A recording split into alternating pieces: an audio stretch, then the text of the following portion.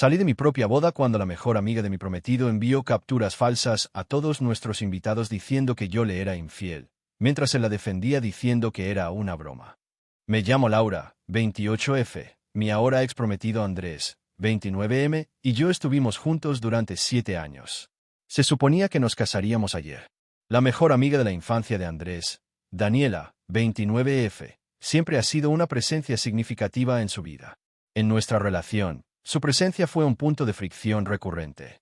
Andrés describía constantemente su comportamiento como así es Daniela, y yo sentía que mis preocupaciones eran minimizadas o ignoradas.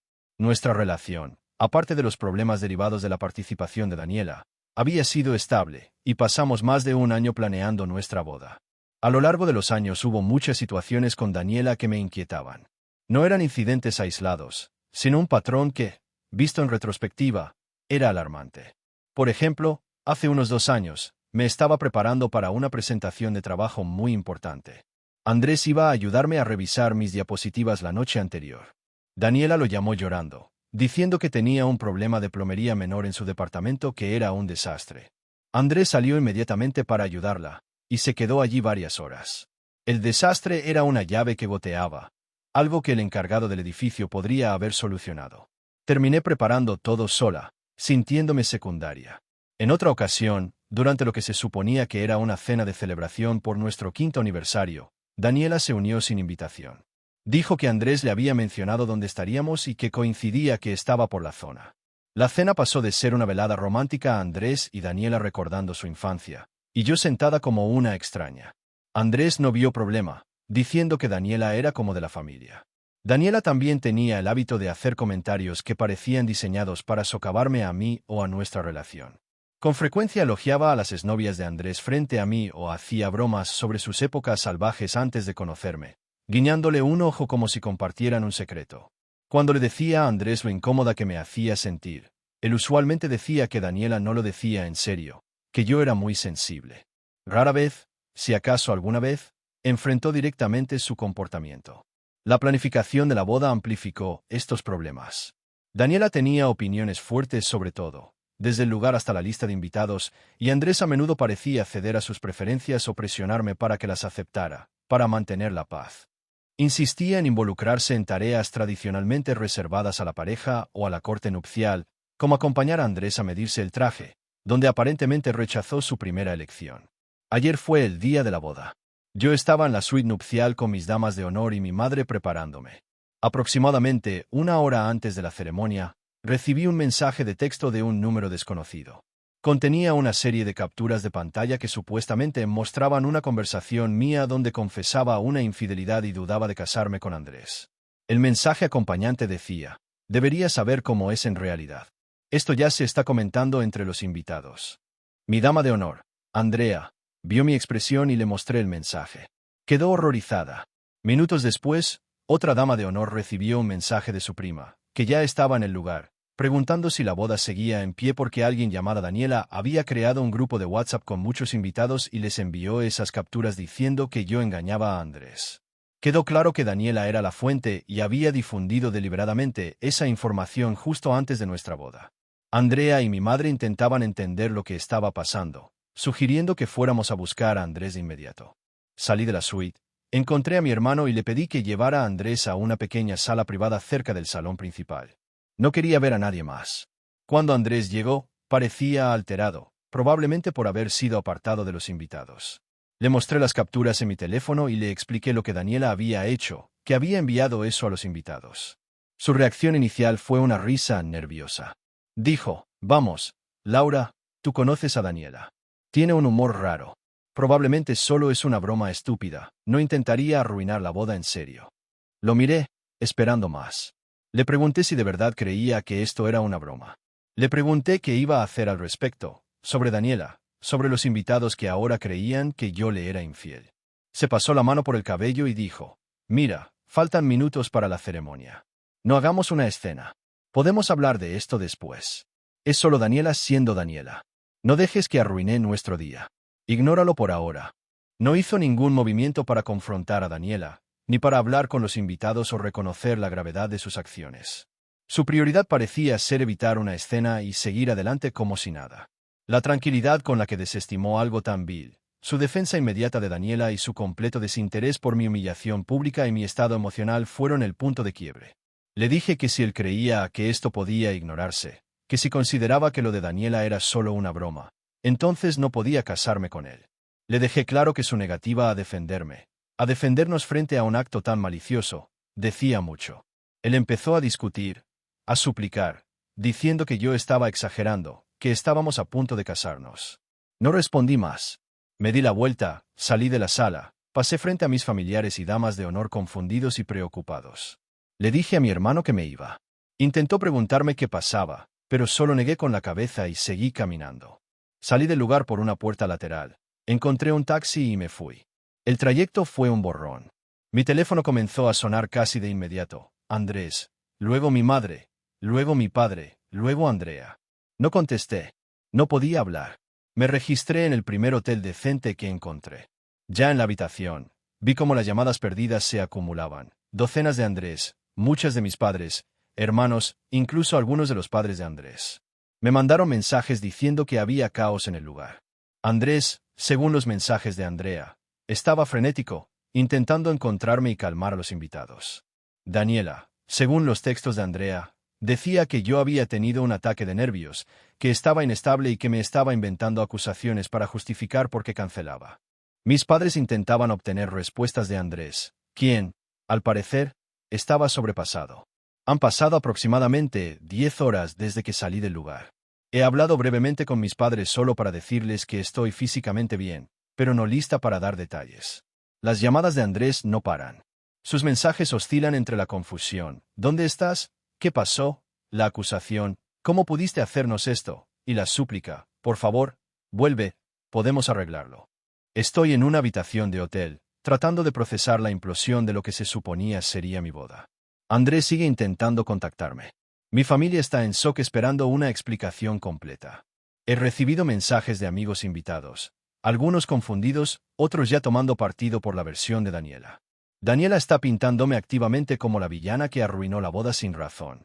La incapacidad de Andrés para defenderme, su minimización del acto malicioso de Daniela, me pareció una traición mayor que las acciones de Daniela en sí, que solo confirmaron la actitud que siempre tuvo. Fui la mala por salir de mi propia boda, dejando a mi prometido en el altar porque minimizó una acusación pública, falsa y deliberada de infidelidad de su mejor amiga, tratándola como una broma, y esperando que yo igual siguiera adelante con la ceremonia. Actualización. Ha pasado aproximadamente una semana desde que publiqué. Quiero agradecer a todos los que comentaron y enviaron mensajes. Leer las respuestas me dio claridad en un momento muy caótico. Muchos pidieron aclaraciones, así que abordaré algunos puntos comunes. Primero, respecto a cómo se difundió la información falsa, Daniela no solo envió las capturas falsas a unos pocos individuos. Creó un grupo con una gran cantidad de los invitados a la boda, amigos y familiares de ambas partes, y distribuyó los mensajes ahí. Luego siguió con mensajes a otras personas que no estaban en ese grupo inicial. La intención claramente era causar el mayor daño y humillación posible justo antes de la ceremonia. Segundo, sobre la reacción de Andrés. No fue simplemente un comentario al pasar de que era una broma. Me dijo explícitamente que no hiciera una escena, que estaba exagerando y que debíamos seguir con la ceremonia y hablarlo después. Parecía más preocupado por la imagen pública de la boda que por la acusación en sí o por mis sentimientos. No mostró enojo inmediato hacia Daniela, solo un deseo de calmarme lo suficiente para llegar al altar. Algunos comentarios preguntaron por qué no confronté directamente a Daniela. En ese momento, mi enfoque estaba totalmente en Andrés. Él era la persona con la que me iba a casar. Su respuesta era la única que importaba. Enfrentar a Daniela habría sido un espectáculo secundario. El verdadero problema era su falta de apoyo, y su defensa, aunque pasiva, de ella. El sentir general en los comentarios validó mi percepción de que la reacción de Andrés no solo fue inadecuada, sino una traición significativa. No se trataba solo del comportamiento de Daniela, indudablemente malicioso, sino de la decisión de Andrés de priorizar los sentimientos de ella, o evitar el conflicto con ella, antes que los míos, incluso frente a un ataque público tan grave. Esta fue la culminación de años de minimizar mis preocupaciones sobre ella. Mi decisión de marcharme fue una reacción inmediata a ese momento específico en que falló en apoyarme. Pero el peso detrás de esa decisión venía de toda esa historia acumulada. El día después de la boda que no fue, Apagué mi teléfono durante varias horas para detener las llamadas constantes de Andrés. Luego llamé a mis padres y arreglé para ir a su casa. Necesitaba un lugar seguro y sabía que ellos me apoyarían, incluso si aún trataban de entender todo. Mi hermano fue por mí al hotel. Antes de irme, bloqueé el número de Daniela y todas sus redes sociales. No he iniciado contacto con Andrés. He visto muchas llamadas perdidas y mensajes de él y su madre. Mi padre también ha recibido llamadas del padre de Andrés. Al llegar a casa de mis padres, me senté con ellos y mis hermanos y les conté todo en detalle, desde el mensaje de Daniela hasta la reacción de Andrés y todo el historial que condujo a esto. Mis padres habían escuchado algunos rumores durante la boda, pero no los creyeron en ese momento. Mi padre estaba visiblemente enojado, principalmente con Andrés. Dijo que su única preocupación debió haber sido mi bienestar y defender mi reputación. Quería llamarlo de inmediato, pero le pedí que no lo hiciera, al menos por ahora. Mi madre estuvo más callada al principio, pero luego admitió que Daniela siempre le había causado una profunda inquietud. Recordó varios momentos a lo largo de los años donde notó que Daniela intentaba apartarme sutilmente o ponerse en el centro de atención de Andrés. Cosas que no me mencionó antes por no querer intervenir. Dijo que siempre tuvo un mal presentimiento sobre el apego de Daniela a Andrés. La madre de Andrés, Claudia, dejó varios mensajes en mi teléfono antes de que lo apagara y luego comenzó a llamar al teléfono fijo de mis padres. Mi madre contestó una de esas llamadas. Claudia estaba furiosa, hablando sobre la vergüenza que habíamos causado, el dinero desperdiciado y exigiendo que dejara de hacer esta tontería y arreglara el desastre que había creado. Mi madre le respondió firmemente que yo era la que había sido agraviada y que no hablaría más del tema con ella en ese momento. Esa misma noche, encendí brevemente el móvil para revisar si había mensajes urgentes del trabajo o de personas ajenas al desastre de la boda. Entonces sonó. Era Andrés. Dudé un instante, pero contesté, poniendo el altavoz con mi padre presente en la habitación. Andrés sonaba desesperado, ansioso. Me preguntó dónde estaba, por qué me había ido de esa forma, y aseguró que Daniela estaba muy afectada, que se sentía terrible porque yo había malinterpretado sus intenciones. Empezó a decir que todo había sido un malentendido y que Daniela jamás me haría daño intencionadamente. Lo escuché en silencio. Luego le respondí con calma que el problema no era solo lo que Daniela había hecho, sino su reacción en el lugar de la boda, su manera de minimizar mis sentimientos, su defensa automática de ella. Le dije que no podía hablar más y corté la llamada. Volvió a llamar varias veces, pero no volví a responder. En los días siguientes, varios amigos que estaban invitados a la boda se pusieron en contacto conmigo. Algunos ofrecieron apoyo incondicional, consternados por lo que Daniela había hecho y por la actitud de Andrés. Otros fueron más reservados. Era evidente que habían escuchado la versión de Daniela, donde yo aparecía como inestable o simplemente como alguien que se había marchado sin motivo. Daniela, al parecer, había estado muy activa en redes sociales y en los grupos de amigos, mostrándose como una amiga confundida, retratándome a mí como la irracional que había arruinado el día para todos. Unas amigas cercanas, que también conocían a Daniela a través de Andrés y de mí, me confesaron que durante años habían notado actitudes posesivas de Daniela hacia él. Recordaron momentos en los que ella acaparaba su atención o hacía comentarios pasivo-agresivos sobre mí. Pero nunca lo dijeron claramente, ya sea por no generar tensión en el grupo o porque no alcanzaban a dimensionar lo que realmente ocurría hasta ahora. Sus confesiones me dolieron, pero también me dieron cierta validación. Contactamos con el lugar del evento para cancelar todo. Como era de esperarse, la mayoría de los pagos eran no reembolsables. Aunque la parte financiera no era lo prioritario en ese momento, era un tema que tendría que abordar eventualmente. Por ahora, mi enfoque estaba en tomar distancia y procesar lo ocurrido. Actualización 2. Han pasado 2 semanas desde que publiqué por primera vez y casi 3 desde el día de la no boda. El caos inicial ha disminuido un poco, pero la situación sigue siendo compleja y dolorosa. Gracias nuevamente a quienes me han enviado mensajes y compartido sus perspectivas. Muchos me preguntaron por qué la reacción de Andrés fue la gota que colmó el vaso.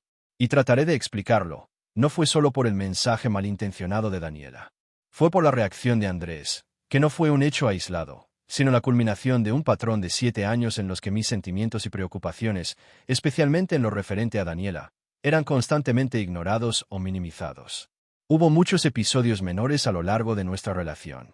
Andrés compartía detalles íntimos de nuestra vida con Daniela, peleas, inseguridades mías, incluso planes de futuro que yo creía privados.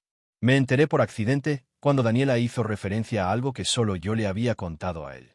Cuando lo confronté, se justificó diciendo que Daniela era su mejor amiga y le contaba todo. No lo veía como una traición. En al menos 2 ocasiones, Daniela casualmente reservó vacaciones en el mismo lugar o cerca cuando Andrés y yo teníamos viajes de aniversario. Andrés decía que era coincidencia y que sería grosero no pasar tiempo con ella. Así, nuestras escapadas románticas se convertían en salidas en grupo. Cuando protestaba, me tildaba de celosa o insegura.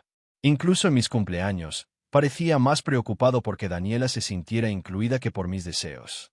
Una vez invité a Andrés a una cena íntima y él llevó a Daniela porque, según él, se sentiría mal si la excluíamos. Todo eso fue generando una dinámica en la que yo me sentía más como una espectadora de la amistad entre ellos que como su pareja. Su reacción el día de la boda no fue una excepción. Fue coherente con una constante: prefería evitar el conflicto con Daniela antes que cuidar de mí o de nuestra relación. El incidente en la boda fue solo la manifestación pública y definitiva de esa dinámica. Mis hermanos, David y Emily, han sido increíblemente solidarios. Se encargaron de hablar con amigos en común y familiares que habían escuchado versiones distorsionadas. Compartieron capturas de pantalla de mensajes de grupo donde se veía claramente lo que Daniela había hecho, y también relataron cómo Andrés reaccionó. Esto ayudó a que algunas personas que estaban confundidas me buscaran para disculparse. Incluso una tía que inicialmente había reprendido a mi madre por el escándalo, llamó para retractarse. Aún así, muchos miembros de la familia de Andrés y algunos de sus amigos se mantuvieron firmes de su lado. Creen que exageré y que arruiné todo innecesariamente. Andrés no dejó de intentar contactarme después de aquella llamada que tomé en casa de mis padres. Llamaba todos los días, varias veces. No respondí. Luego empezó a mandar correos electrónicos extensos, contradictorios, mezclaba disculpas con excusas, culpaba a Daniela, rogaba que habláramos para arreglar las cosas. Unos 10 días después del evento, apareció sin avisar en casa de mis padres. Mi padre lo recibió en la puerta. Yo estaba arriba y escuché todo. Mi padre fue claro. Le dijo que me había lastimado profundamente, que debía respetar mi necesidad de espacio, y que no quería verlo allí. Andrés insistió, rogó hablar conmigo, pero mi padre no cedió. Antes de irse, Andrés reiteró que solo quería arreglarlo. También intentó usar a mis hermanos como intermediarios, pero ellos se negaron. En cuanto al aspecto financiero, el presupuesto de la boda era de unos $40,000, con aportes de ambas familias y nuestros ahorros. Como imaginábamos, casi todo se perdió por cláusulas de cancelación. Mis padres ofrecieron cubrir su parte y ayudarme con la mía. Decidí no pedir reembolso a Andrés ni a su familia. No quiero tener que negociar con ellos. Prefiero asumir mi parte y cortar por completo. Estoy intentando vender el vestido de novia en una tienda de consignación, aunque no espero recuperar mucho. El anillo de compromiso sigue conmigo, pero probablemente se lo devuelva a través de mi padre. Aún no abordé ese punto. El impacto emocional ha sido devastador. Muchas personas me sugirieron terapia, y tomé esa recomendación en serio. Investigué especialistas en trauma relacional, y ya tengo una consulta programada. Sé que el proceso de sanar y entender todo lo vivido será largo. Actualización 3. Han pasado aproximadamente 2 meses desde mi última actualización. Es decir, más de 2 meses y medio desde el día en que no hubo boda. Después de pasar unas semanas en casa de mis padres, decidí mudarme temporalmente con mi amiga Laura. Aunque mis padres fueron un gran apoyo, estar en mi antiguo cuarto, rodeada de recuerdos, y sabiendo que Andrés sabía perfectamente dónde encontrarme, me resultaba agobiante. Laura me ofreció su habitación de invitados, sin dudarlo. Estar allí me dio un espacio neutro, lejos del epicentro de todo. Pese a que dejé en claro que no quería más contacto, Andrés persistió. Hace 3 semanas consiguió el número de Laura a través de una conocida, una persona con la que ya no tengo relación porque le pedí explícitamente que no compartiera mi información. Llamó al teléfono de Laura. Ella me lo pasó, preocupada. Esta vez Andrés tenía un tono distinto. Dijo que había reflexionado mucho, que entendía el nivel de manipulación de Daniela, más importante aún, sus propios errores. Afirmó que había tenido un enfrentamiento fuerte con ella, que cortó todo contacto, y hasta mandó una captura bloqueando su número. Me pidió vernos en persona para demostrarme que hablaba en serio y ver si había forma de reconstruir algo. Lo escuché, sin interrumpir. Cuando terminó, le dije que aunque reconocía su despertar tardío, eso no borraba lo que ocurrió. Que Daniela ya no estuviera, si era verdad, no cambiaba los 7 años en los que él eligió ignorar mis emociones. Le dije que la confianza estaba rota, y que no veía posible reconstruir una base para un matrimonio sano. Le dejé claro que no quería vernos. Tras hablarlo con Laura y mi terapeuta, decidí enviarle un correo formal, con copia a mi padre. En él, reiteré que nuestra relación había terminado, y que sus intentos de contacto me estaban afectando emocionalmente. Le pedí que cesara toda comunicación conmigo, con mi familia o amigos, y le advertí que insistir podría constituir acoso. Poco después, la tía de Andrés, hermana de su madre, llamó a mi madre. Intentó abogar por él, asegurando que estaba destrozado y que merecía otra oportunidad ahora que Daniela estaba fuera del panorama. Mi madre la escuchó un rato, luego le dijo que eso era asunto mío y que mi decisión estaba tomada. Me pasó el teléfono. Fui educada, pero firme. Le agradecí su preocupación, pero le dejé claro que no estaba dispuesta a debatir mi decisión con ella ni con nadie de su familia. Y colgué. Este será mi último mensaje sobre este tema. Estoy enfocada en la terapia, que ha sido desafiante pero también necesaria. La convivencia con Laura es estable, me siento tranquila. No sé qué me depara el futuro. Aún quedan pendientes prácticos como el destino del anillo. Mi padre lo devolverá a la familia de Andrés la próxima semana, pero sé con absoluta certeza que ese futuro no incluirá a Andrés.